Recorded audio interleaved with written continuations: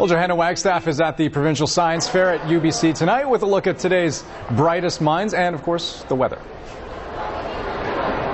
That's right, Andrew. Let's start with the brightest of the minds, and this is one of my favorite times of the year. Behind me, just one of the rooms that make up the over 300 students from across 44 different schools here to present their science projects to judges.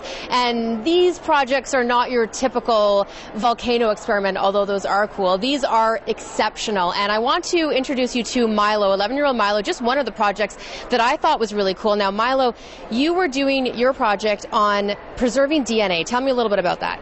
Well, my project is called DNA, a chromosome survival experiment, and in it I extracted DNA from a strawberry using household ingredients like dish soap and rubbing alcohol. Oh wow, strawberry. So you were trying to figure out what temperature would preserve the DNA the most, and what did you find?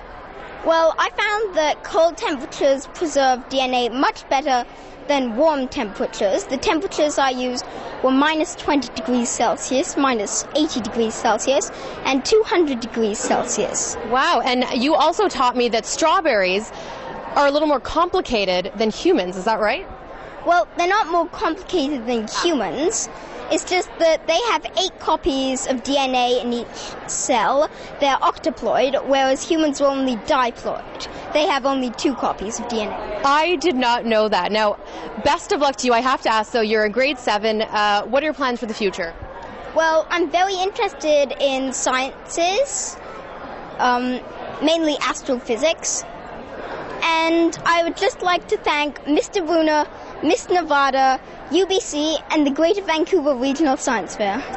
Well, best of luck to you. I'm really looking forward to your project, and I am learning so much from young Milo here. Let me talk about what I know best, which is not extracting DNA. It is, of course, the weather forecast. A high-pressure system for now, but as we've been alluding to, big changes ahead, and that comes with a couple of frontal systems. Starting tomorrow, as we've mentioned, big changes in the wind.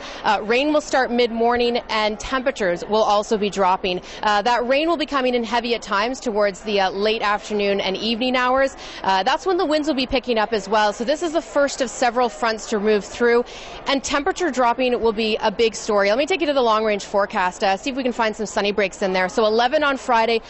In between systems, we may see a few breaks